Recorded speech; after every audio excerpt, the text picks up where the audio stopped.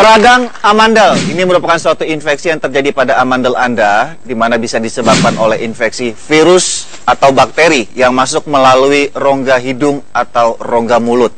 Dan radang amandel ini bisa berdampak buruk bagi penderitanya.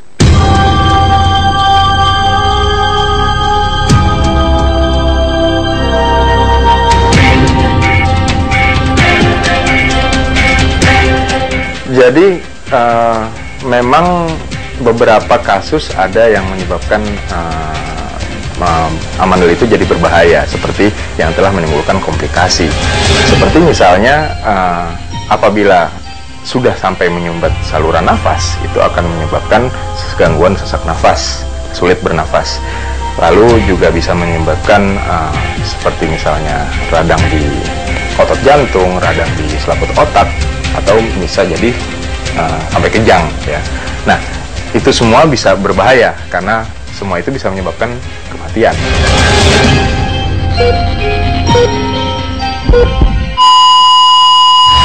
Pemirsa, bahwa mengenai radang amandel ini cukup banyak pertanyaan dari masyarakat kita, apakah harus dioperasi atau enggak?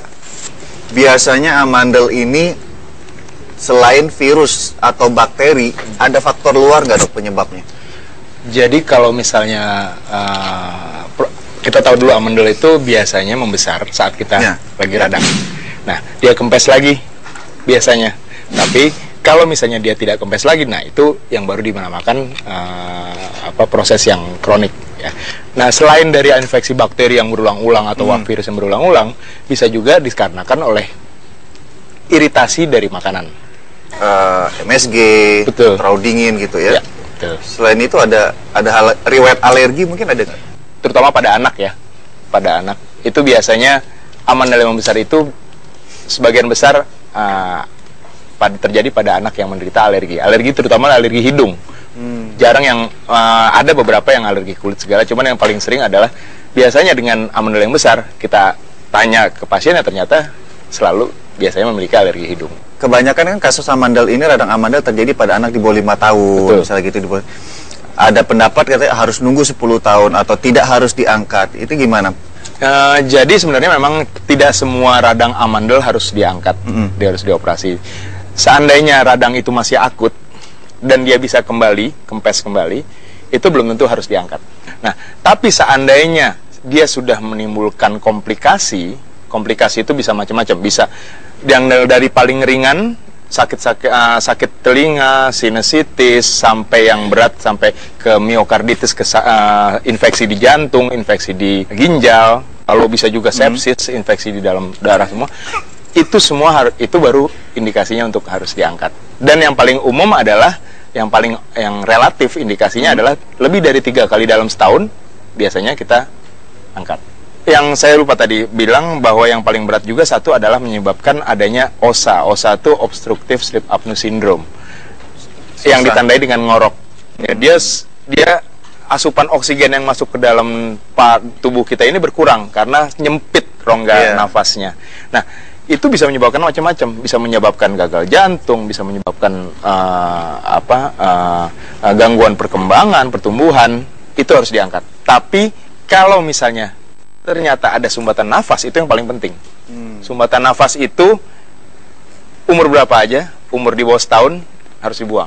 Harus dibuang, harus diangkat. Ya, karena itu akan mengancam nyawa. Fungsi amandel itu sebenarnya 2. Yang utama adalah satu, menangkap bahan-bahan asing seperti bakteri, virus, sisa makanan segala, dan sebagai jaringan untuk membuat sel-sel kekebalan tubuh seperti sel limfosit.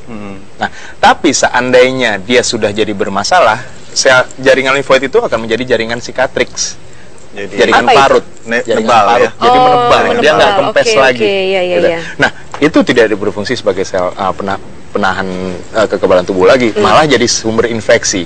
Nah, pemirsa, saya ingin menunjukkan kepada Anda mengenai beberapa sumber makanan yang bisa sebagai penyebab dan pencegah atau memperbaiki kondisi radang amandel. Dok, kita ke set makanan. Yuk, Disti.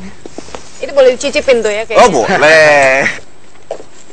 Di sini ada beberapa contoh makanan, ya, Disti sama Dr. Nova, bahwa Di sini kita set bahwa ini adalah beberapa makanan yang biasanya paling mudah memicu terjadinya radang amandel.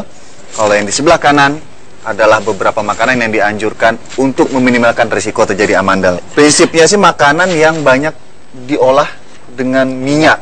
Ya. Seperti itu. Apalagi ya Goreng-gorengan. maaf kata minyak yang sudah digunakan Ya, berkali-kali ya betul. dok ya. Seperti gorengan. Kemudian keripik. Lalu ya dan permen yang mengandung zat pewarna. Ya. Ya seperti ini. Nah, kalau makanan untuk mencegah yang dianjurkan apa aja dok? Yang terutama buah-buahan ya. Buah-buahan, terus makanan yang tidak merangsang. Iya. Nggak merangsang itu maksudnya ya less oily. Tapi biasanya yang saya tahu nih kalau amandel kan juga akan ada bukan seri ya, terus akhirnya batuk. Betul. Jeruk tuh biasanya juga memacu Iya. untuk terjadinya batuk. Betul. Jeruk, semangka biasanya. Semangka. Ha-ha. Buah-buah apa dok yang sebaiknya jangan? Kalau yang udah Biasanya batuk. sih yang paling sering adalah jeruk, Jeruk. sirsak juga kadang-kadang. Nah itu yang paling sering biasanya. Cuman kalau kayak ini nih pisang, mangga tuh lebih jarang ya. Pisang, mangga jarang ya. Dr. Nova, terima kasih atas kehadiran di Dokter Indonesia. Beri tepuk tangan untuk Dr. Nova. Nah, setelah ini ada beberapa pertanyaan dari para selebritis Indonesia di Ask the Doctor. Ingin tahu apa pertanyaan dari mereka? Jangan kemana-mana. Tetap di Dokter Ros.